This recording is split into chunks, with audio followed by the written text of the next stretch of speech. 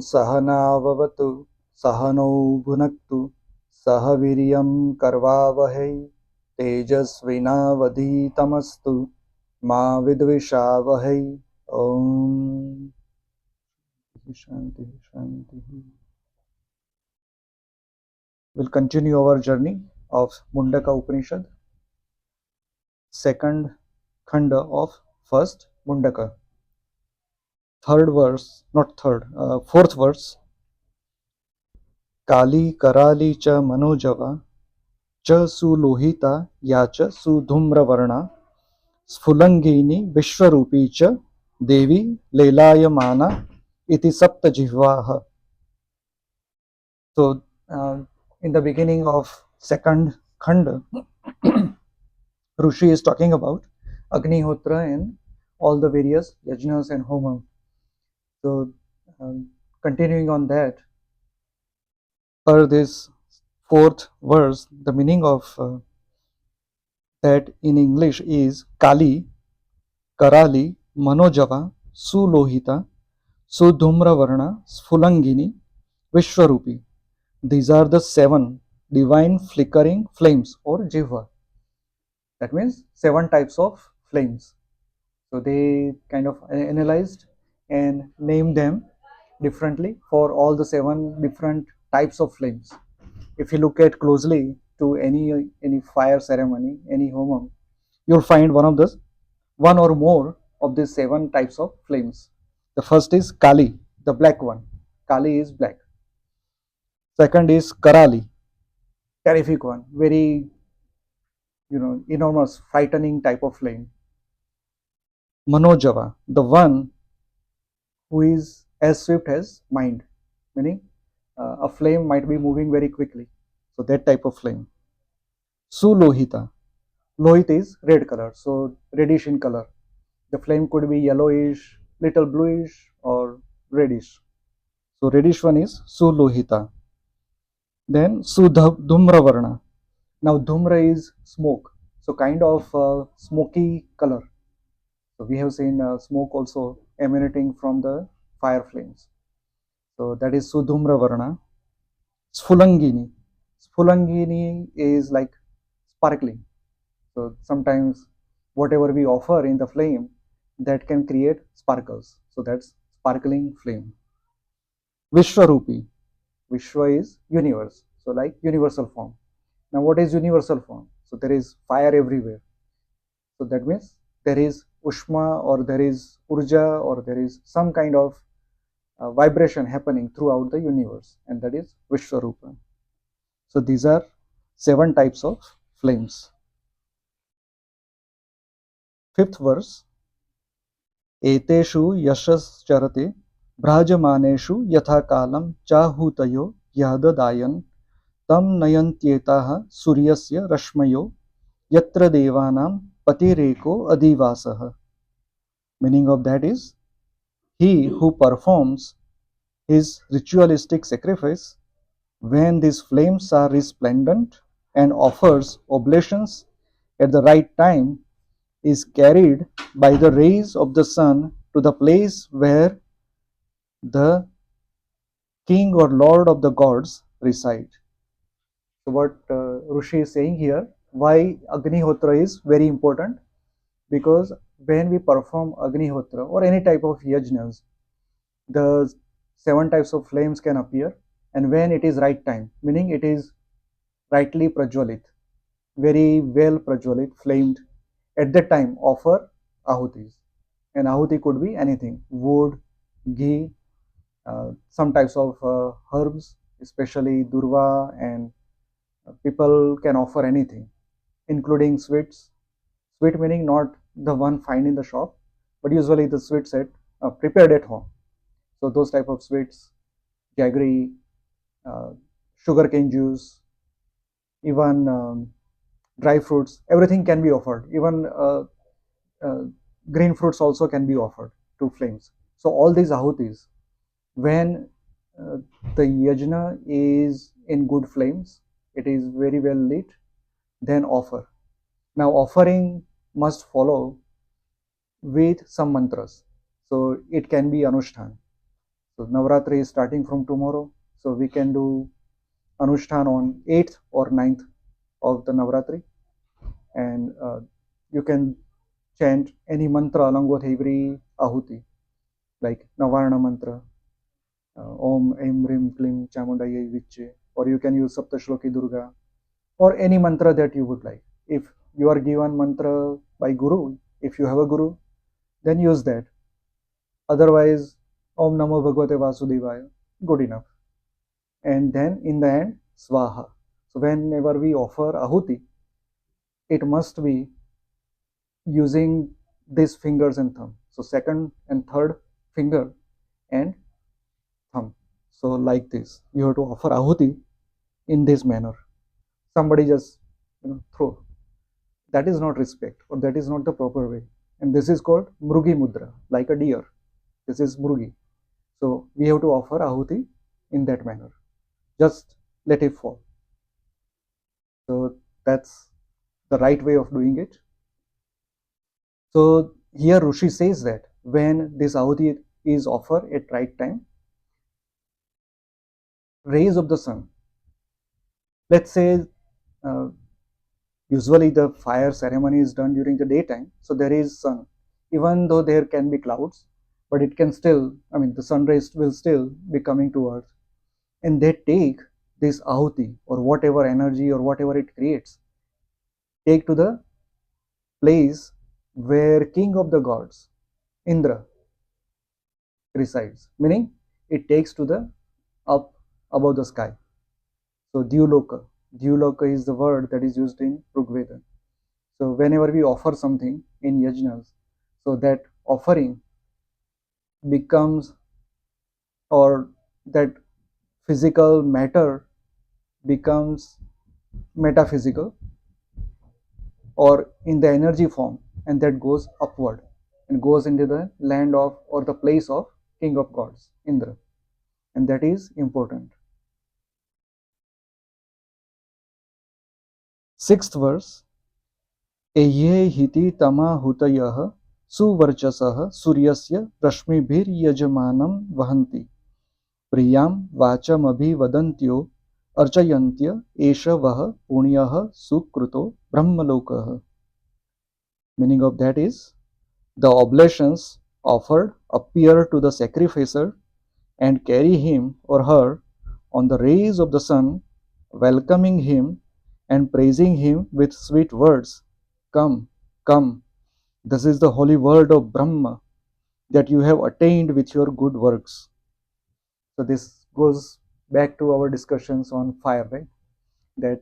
That Agni represents, or not represents, but Agni is the medium which carries whatever we offer. Our mantras are also offered.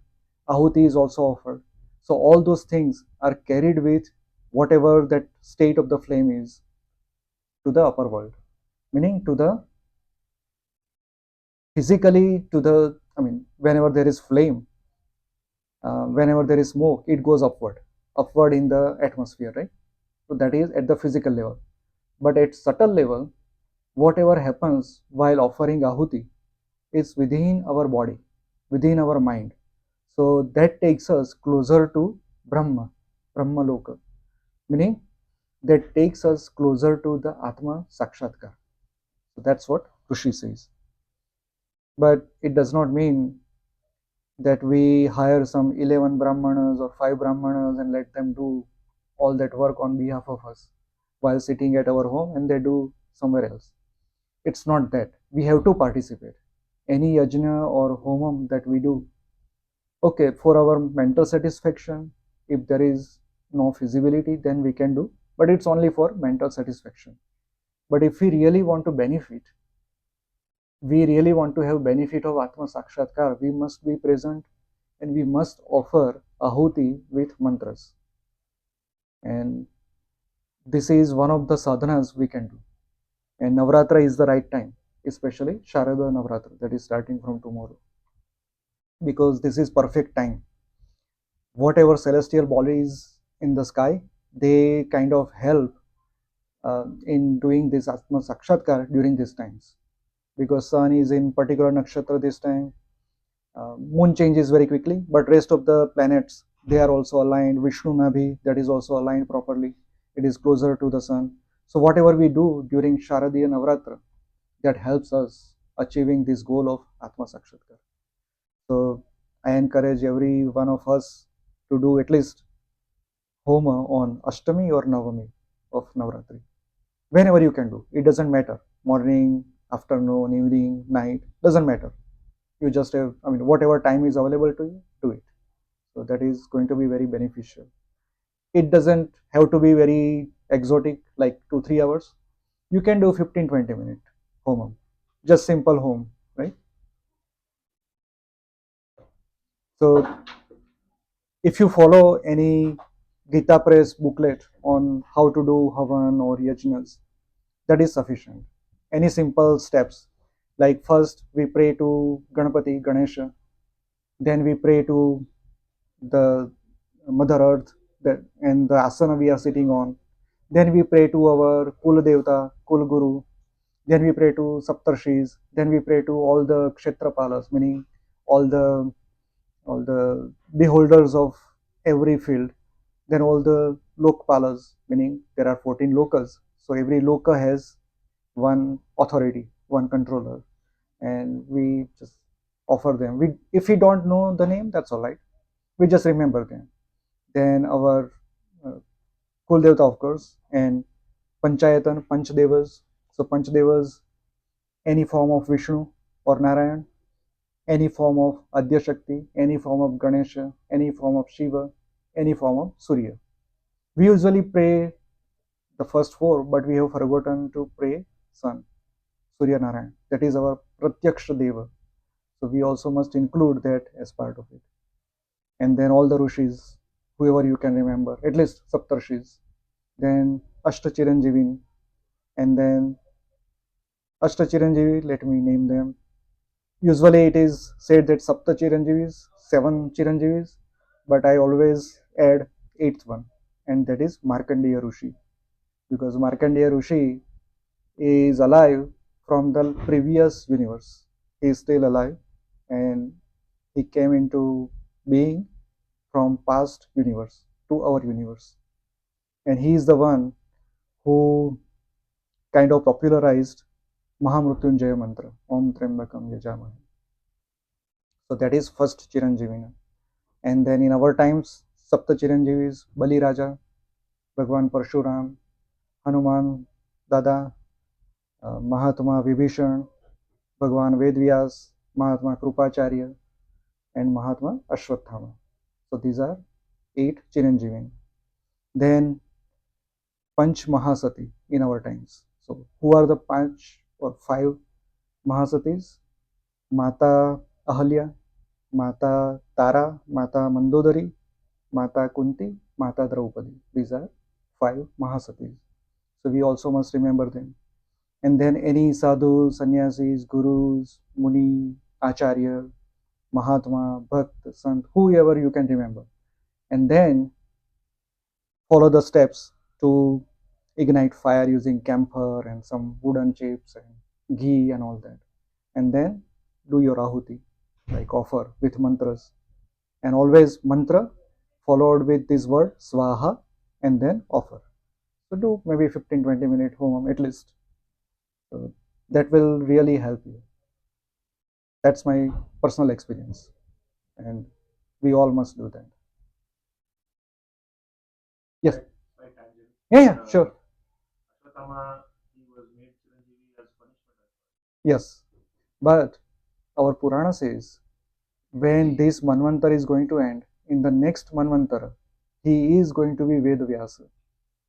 So that position will be given to him, even though he has punishment, but he is Mahatma. He is Rudransh. If you follow Ling Mahapurana, Ashwathama is Ansh of Rudra. So there is punishment in disguise. He did horrible thing, and that's why this punishment. But for the betterment of humanity or betterment of himself also. So he's going to be next with Vyasa. And Hanumanji, he is going to be next Brahma, is what Purana says. So these are all designations and they all follow. Even we can become Brahma if we are worthy enough. If we follow certain sadhana, if we are worthy enough, we also can be. Who knows, right? That is possible. Because everyone, we are Ansha of Brahma. So we all, if we take out Maya from ourselves, we become Brahma. So this Brahma versus that Brahma, there is no difference. Once we become Brahma, we are Brahma. So we all have that possibility. Seventh verse.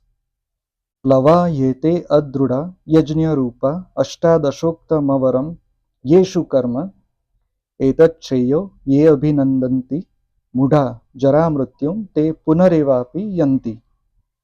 Meaning of this is, but transient and substantial indeed are these 18 fire sacrifice forms or yajnas, and inferior are these actions. Those who consider these superior and praise these are fools, subject to decay and death again and again. Very important thing. First, Rishi says, do yajnas, fire ceremony. Now he says, if you consider this is the topmost thing, you are full. So what he says is, do these actions. But if this action does not follow or does not help you in taking strides in Atma Sakshatkar, you are stopped. You are stopping there. You are not reaching the ultimate goal. You are not progressing further. So don't stop only at this Agnihotra. Try to go deeper and deeper with this Agnihotra is the meaning. Do Agnihotra. Even Rishis who are enlightened, they also perform Agnihotras. But their Agnihotra versus ours is going to be at different levels. So we can offer anything. There is one very nice ritual given in Devi Bhagavad. In that Agnihotra, all the pranas, there are Panch pranas, Pran, Apan, Vyana, Udan, and Saman, Panch prana, right? So these are offered in the Agnihotra, and that is called Pranagnihotra. So don't need anything, any materialistic thing. You can do this Pranagnihotra every day at time of sunrise or at noon when sun is above head or sunset. So all these times we can do Pranagnihotra very easily, and that is one step ahead. So start with uh, fire ritual, but don't stop there. Is the meaning. Keep progressing further. Now we talked about this, right? That there are multiple types of yajnas. In Bhagavad Gita, it is clearly mentioned which are different types of yajnas. Here, Rishi says 18 types. I'm not sure whether all 18 types are mentioned in Bhagavad Gita or there are more, but various types of yajnas are mentioned in Bhagavad Gita, and all these are deeper and deeper or subtler in its form, and that prepares us for Atma Sakshatkar. So don't stop. This is the beginning. So don't stop there. That's what the meaning, and that's why Rishi says if you think this is it, then you are full. Eighth verse. अविद्यया मन्तरे वर्तमानाः स्वयं धीराः पण्डितं मन्यमानाः जङ्गन्यमानाः परियन्ति मूढा अन्धेनैव नियमाना यथान्धाः. Meaning of this is, with ignorance in their hearts, but thinking themselves wise scholars, they fall down to inferior worlds like blind fools leading the blind. So this is all we experience. One day, one fine morning, let's say for 5 minutes, we get deep dhyan.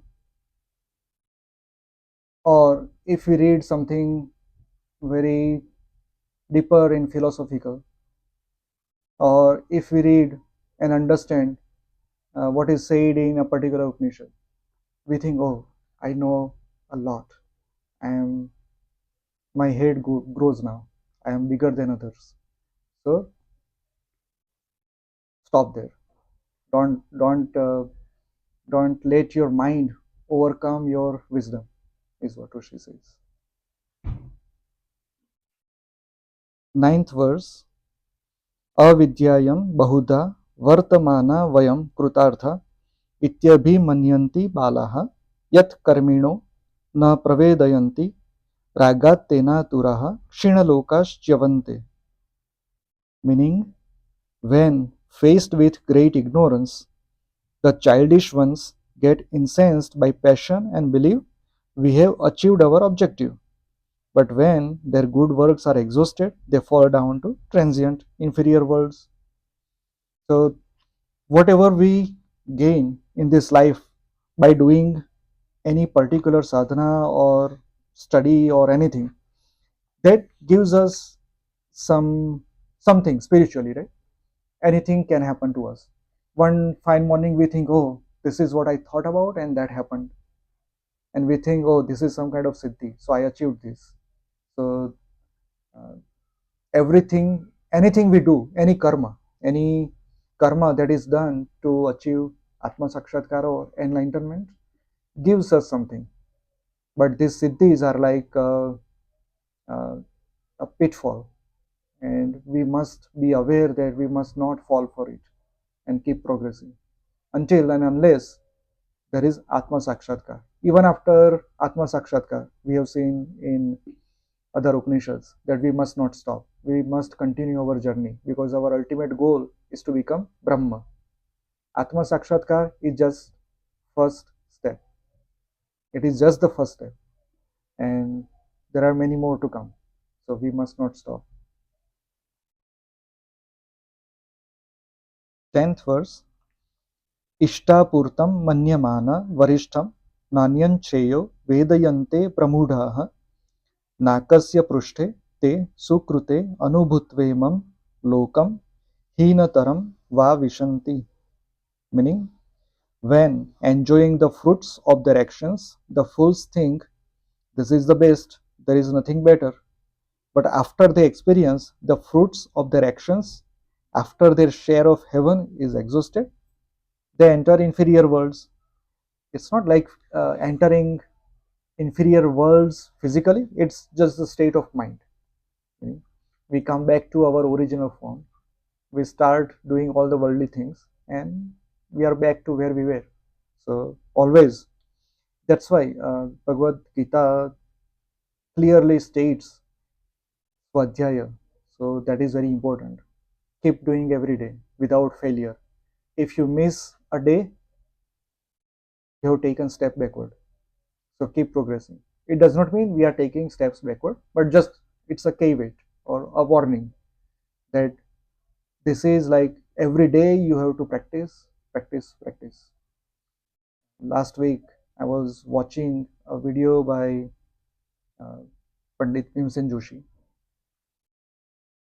It was 1971 video, and he was reciting Megh Malhar Raga.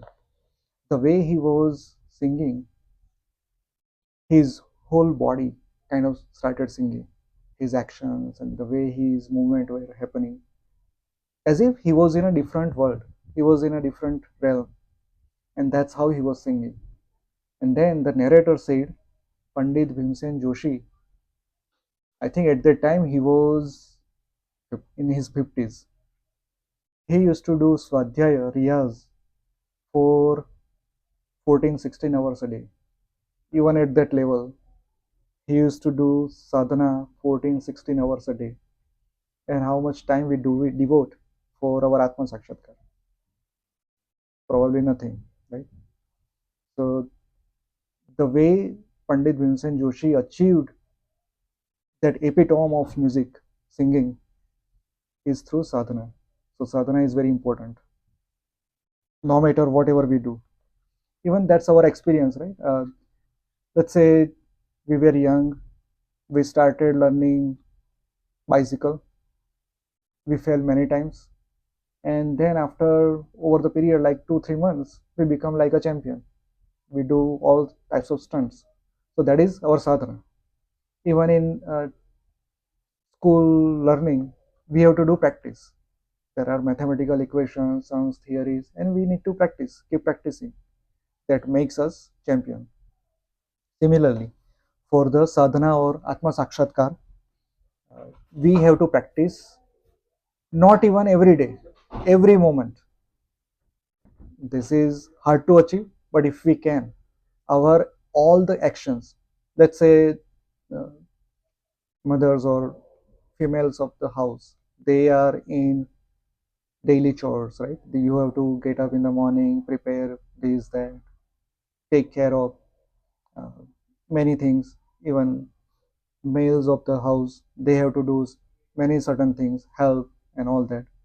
But all of these actions, even we take shower, we talk to others, all of our actions must become sadhana. Each and every moment of our life must become sadhana. Even our sleeping, when we go to bed, start sleeping, that is the perfect moment to change sleep into sadhana. We don't know what happens during sleep, right? Our mind, the forefront mind goes back. But there are many things happening in sleep we don't realize. So, just that twilight zone, when we are about to fall asleep, that is an opportunity to make our sleep into sadhana. So, each and every step, each and every even breath, every breath we take in and take out, that must become our sadhana. And that will take us quickly to our goal.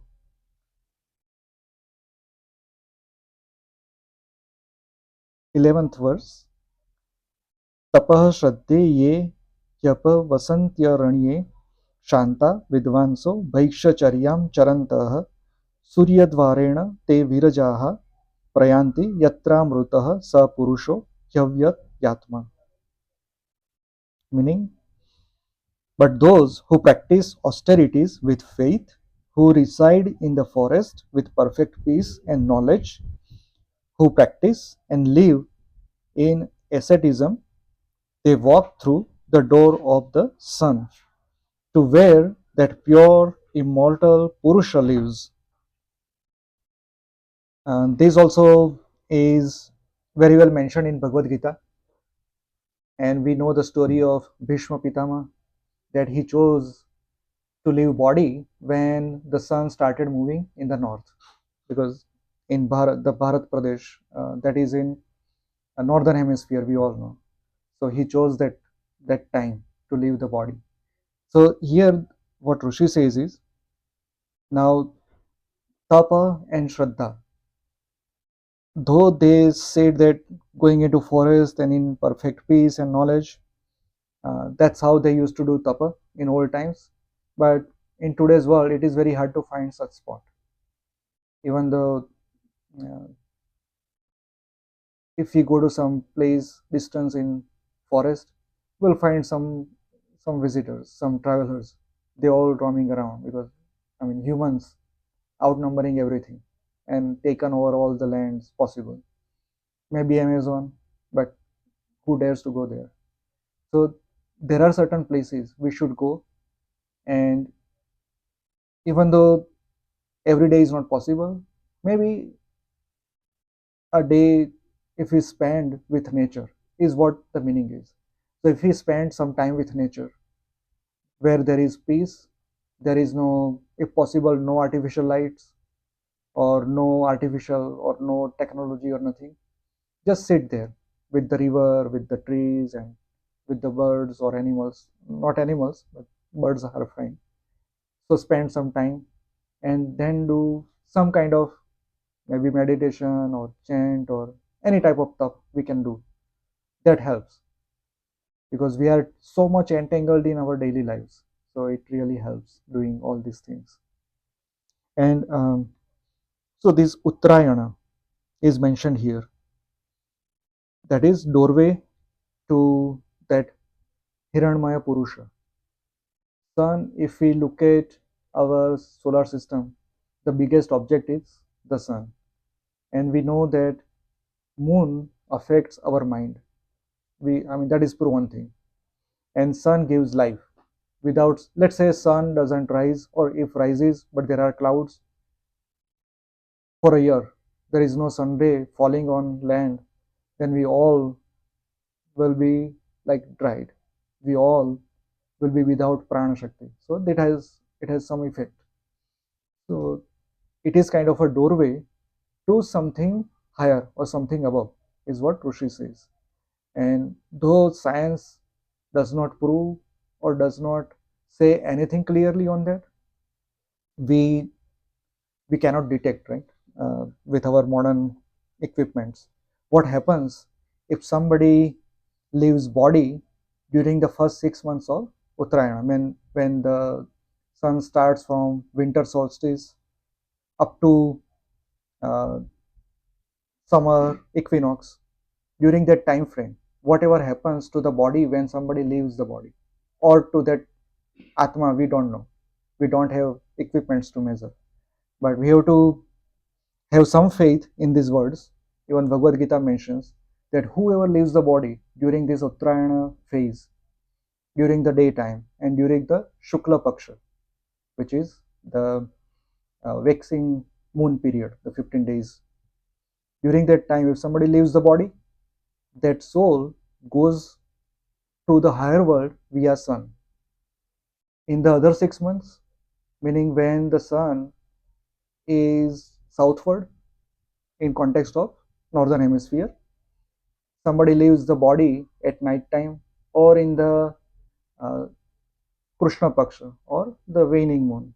So during those times, if somebody leaves the body, goes to the other world, Pitru world, via moon, is what is said. So both are good.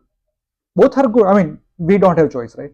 I know, but is that like you said, Bhishma chose that one?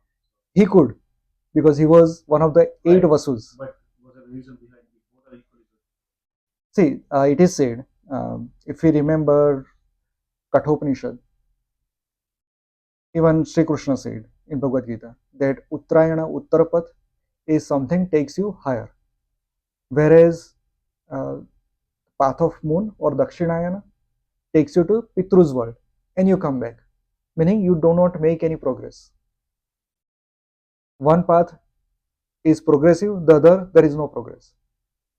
We also don't do any auspicious events. Yes, true. And reason could be even monsoon, because in India, 4 months of monsoon and harvest and all those things. So that is also possible. But spiritually, this is what is said. Yes. Personally, I don't have much experience. Only I can say is when somebody leaves body, only he or she can tell. But people who are alive, especially in northern hemisphere, we feel good, we feel joyful, right? For those 6 months of sun, those activities happen, flowers spring and everything is joyful. Whereas the next 6 months, it's like dark and gloomy and those type of things. So at physical level, at least we can experience that. And Rishis have experienced, par our beliefs, or whatever the experience is cannot be measured. Only experience is what we can say. 12th verse. Parikshya lokan karmachitan brahmano निर्वेद मायान्नास्त्य कृतः कृतेन तद विज्ञानार्थम स गुरुमेवावधि गच्छेत समित पाणि श्रोत्रियम ब्रह्मनिष्ठम. Meaning, examining the worlds accomplished by good works, the true Brahmana feels indifference and disgust towards both action and inaction. In order to truly understand this, approach a guru who is learned and devoted to Brahma with sacrificial ghee or samid in hand. So again, we are very worldly people. We are entangled in daily activities, actions. Even though we do some sadhana, we progress, and Upanishads give us this boon that if you study it, you are already on the path of progress. So at least that is covered. But what should happen next? Just like when we go to study in schools or colleges, we need somebody to teach us what that subject is, right? There are books available, textbooks are there, but by just reading, we can understand everything? No. That ability comes later. At least in the beginning or initial phase, somebody has to teach us. Similarly, on the path of uh, spirituality or sadhana, if we say that by reading this or watching some particular YouTube video, I'll just follow that sadhana. But okay, it will give you some progress, but the real progress comes when there is a guru. Now, guru can be in any form. Usually, if we read some tantras or modern text, they say that your guru must be in a physical form to make a real spiritual progress, is what is said. But in olden times, it was not that belief. Maybe because of, it was different time. So, guru can be in any form. Dattatreya, very good example. He had 24 gurus, and they were various life forms. He considered them gurus and learned something. But he himself was an enlightened being. Dattatreya was one of the 24 avatars. Right? So he was already at that level. So for him to say that a honeybee is my guru is right. But we are very ordinary mortals. For us, honeybee cannot be anything. So we have to have a guru in our physical form, like our human forms. And that can take care of all those initial pitfalls. And then it's free ride. Yes. Typically that is what the case is. Now it is very hard to find a guru. I mean, there are gurus everywhere, every corner now, but it is hard to find a particular guru. So it is said that as you search for your guru is also looking after you or searching for you. Guru, as guru is on path of Brahmanishtha is the word used here, Brahmanishtham. So guru already is enlightened. So such enlightened being already knows who the disciples are, who the shishyas are, and he is also searching for you. Where are you? So ultimately, you meet your guru. It is guaranteed.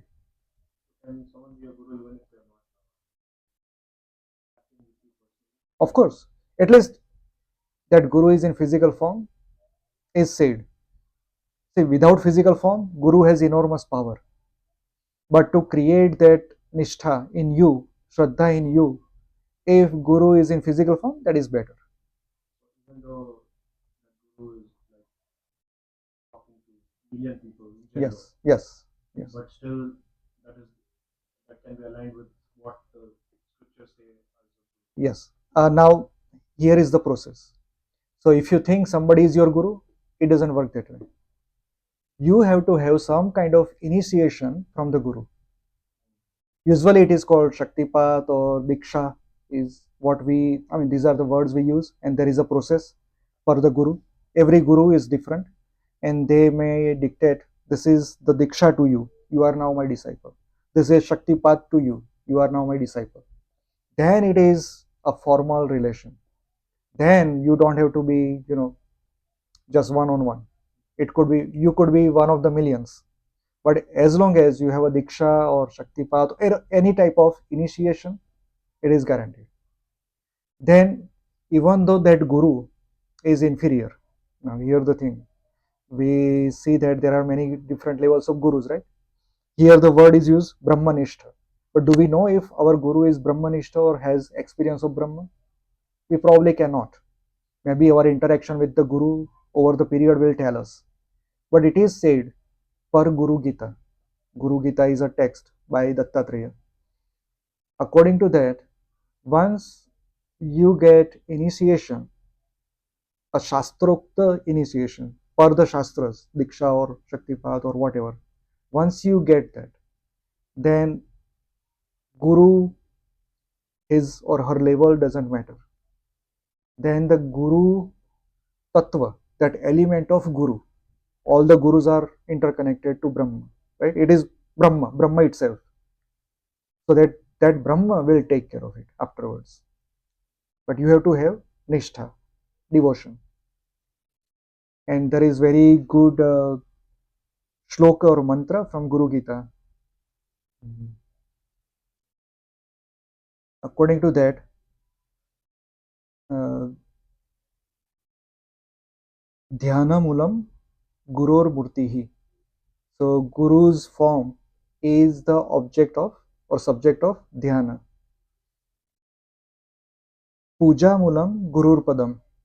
So Guru's holy feet is your subject of puja every day or every moment. Mantra Mulam Gurur Vakyam. Guru's Vakya, Guru's word is the mantra. And Moksha Mulam Gurur Krupaha. So Guru's grace, Guru's Krupa is the moksha, and that is covered once you have that formal initiation. But there are gurus every corner nowadays, so it's very hard to find. Third verse, 13th verse. तस्मै स विद्वानुपसन्नाय सम्यक् प्रशान्तचित्ताय शमान्विताय येनाक्षरं पुरुषं वेद सत्यं प्रोवाच तां तत्त्वतो ब्रह्मविद्याम्. Meaning, to the wise one who approaches respectfully with a peaceful mind and devotion to tranquility or jitendriya is the truth about the Akshara Purusha, or somebody who cannot be perished, to be taught. To him is the true knowledge or Vidya of the Brahma to be given. So when you find such Guru, take Samid. This is the process. Samid is, uh, forgot English name, but it's Kusha grass. It's a blade of grass, uh, which we use in all the puja and all this. Durva or Kusha. Take one blade of that, or a piece of wood or ghee, because that is used in Agnihotra. So take that with you for the Guru, have the devotion, and let him take care of the next. And then that path will take you to Akshara Purusha. So that is, we all are Kshara, Nashvant, meaning we can perish. We leave this body, we can be recycled. Our soul, that also can be recycled, Atma. But who is above all this is Akshara Purusha or Purushottama. There is 15th chapter in Bhagavad Gita, whole devoted to all this. There is 8th chapter, Akshara Brahma Yoga, that is also devoted to this. And it describes all the properties, characteristics of what is Akshara, what is Purusha, what is Purushottama. So this shloka is also that whoever is the highest entity cannot be destroyed, cannot be perished, cannot have any kind of erosion, and that is Akshara Purusha. And that is the knowledge of that is Brahma Vidya, because that is Brahma or Par Brahma. Above Brahma is Par Brahma. So that takes us, I mean, the Guru's grace takes us to that path, and ultimately we'll have Atma Sakshatkar, Brahma Sakshatkar, and we become Brahma, one with Brahma. So this is Dvitiya Khanda of Prathama Mundaka. Now, this Brahma Vidya is also called Samyak Jnana, Samyak knowledge.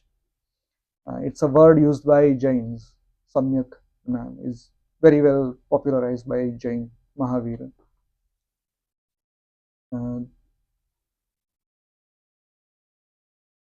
there is a possibility that a guru, if guru is not one with Brahma, even though guru can take us to that path, but sometimes it is said that even Shishya can be greater than Guru. Shishya can outgrow Guru. That is also possible. And we have a very big example of Matsyendranath and Gorakhnath or Gorakshanath. So Gorakshanath was Shishya of Matsyendranath. Now in Tantra, it is said that Matsyendranath is Vishnu, Narayan, and Gorakshanath is Shiva. So Matsyendranath is first in the Navnatha Parampara. There are Navnathas, and first one is Matsyendranath or Machendranath. Matsyendranath went into a particular place in northeastern region of Bharat, which is Assam and Arunachal Pradesh and all that region. So after going there, that land was ruled by women. We talk about Amazon girls and women, right? But in India, in the far eastern land, not today's Bharat, but ancient times, those areas were ruled by females. So the queen was the topmost entity, controller of those lands. So Matsyendranath went there and enchanted into all this. He was trapped. He became king, but he was in all these worldly pleasures and all that. So Gorakshnath said, no, this is not good. So Gorakshnath went there and became, I mean, nobody was allowed, no male was allowed in the palace except the king. So he took a form of uh, a musician, and musicians were allowed for a particular festival. So he took that form and took a dholak with him, mridanga with him, went in, and they started performing. And Gorakshnath played Chet Machinder Gorakhayo, that dholak. Nobody could hear, but Matsyendranath, he was also enlightened, right? Vishnu himself. So he woke up. Where am I? What am I doing? And he heard those noise, that sound, that Chet Machinder Gorakhayo. So he woke up and came back to his original form and life. So Shishya can also be ahead of Guru. Shishya can also outgrow Guru. That is also possible.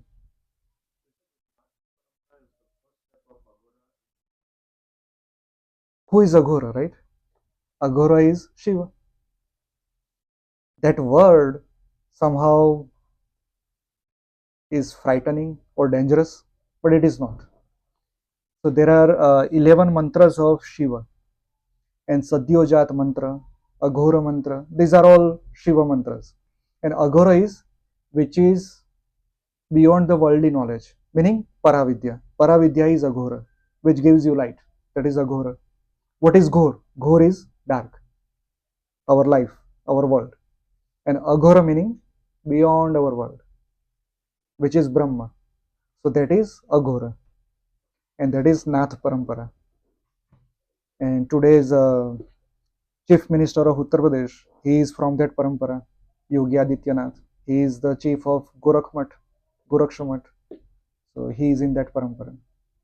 And there is one indication there, their earlobes, they always pierce.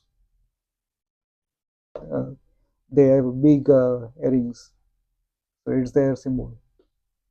They are called Kanfatta. So he is from that Parampara, and he is current Nath.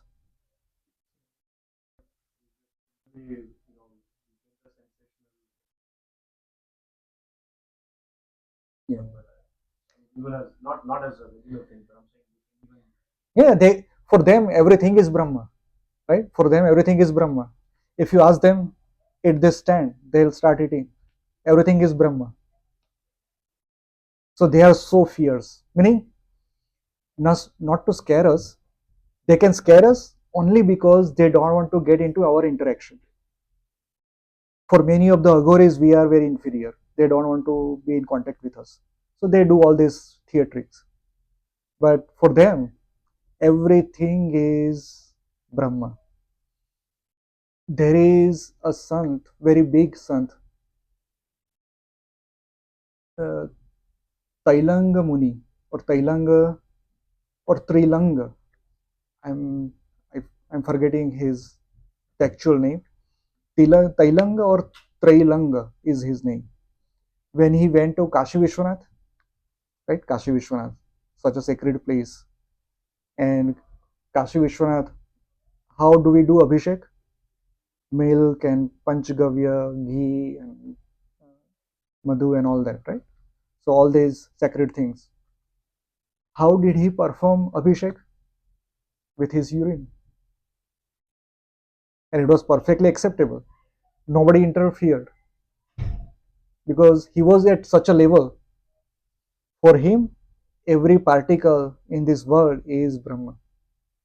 Nothing is without Brahma. So Agoris are like that.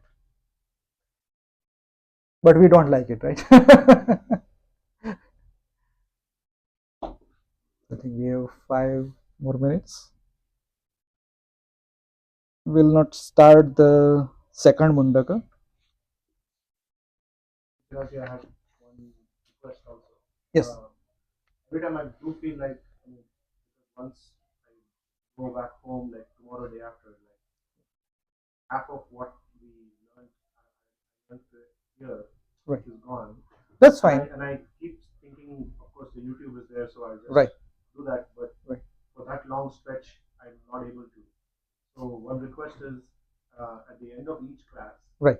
if you can spend 5-10 minutes, just a quick summary of what we covered in that class, that will Right. help reinforce.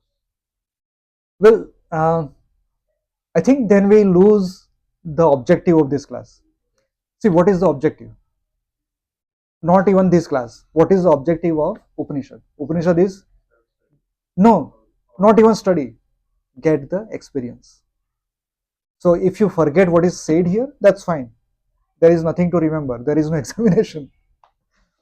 What is important is whenever you are here, think that you are doing some kind of sadhana. Whatever word comes from me, if I am worthy enough, can add something to you on the path of sadhana. That's what matters. And whatever Rishi has written here, we all must experience that. When Rishi says, this is Brahma, that is Brahma, do we experience that? If not, words don't mean anything. What is important is the experience. And I can confidently say that Ishavasya Upanishad, I have experienced that. When Ishavasya says, Ishavasyam idam sarvam, I think we discussed about this, right? It says Ishavasyam idam sarvam, yat kimcha jagatyam jagat. That means God is everywhere. In every particle, every energy is God. And I have shared with Paro, of course, she is my wife. This happened back in 2013. So for 2.5 days, I experienced that everything comes from me. When I drive car, I go to office, I do work. I had some problem with ears, so I went to MRI and all that. So each and everything happening to me while I was eating, drinking, or talking to somebody else, each and every second was like everything is coming out of me. Even sun and moon, when I look up, I had a feeling that I can just grab sun and play with it. I had that kind of feeling because everything was coming from me. So I had that experience for almost 2.5 days. And again, that same experience came in 2017 when my father-in-law, Paro's father, was in hospital, and I was just sitting next to him. Everybody was at home. It was night time, some 8 o'clock. I thought, if I'm sitting here without doing anything, let me just read Upanishad again. Opened Ishopanishad, started reading Ishavasyam Idam Sarvam. Again, that experience came. So it lasted for almost 15 minutes. So, and that's why I can attest that each and every word said in Upanishad is the word from the experience, not somebody's mental whim or somebody's analytical capability or logical capability or reasoning. It is not that. It is purely experience. And that's why there is no need to remember this. There is no need to do anything. What is important is if you can pick up some sadhana out of this, if all these words can help you on the path of sadhana, That is important. So don't regret anything. For your mental satisfaction, you can go back to YouTube if you want to, or read the text itself. Doesn't matter. But all these will come to you at some point. Right? This is the platform. So we can end here. पूर्णमदः पूर्णमिदं पूर्णात् पूर्णमुदच्यते पूर्णस्य पूर्णमादाय पूर्णमेवावशिष्यते. ॐ शान्ति शान्ति शान्तिः.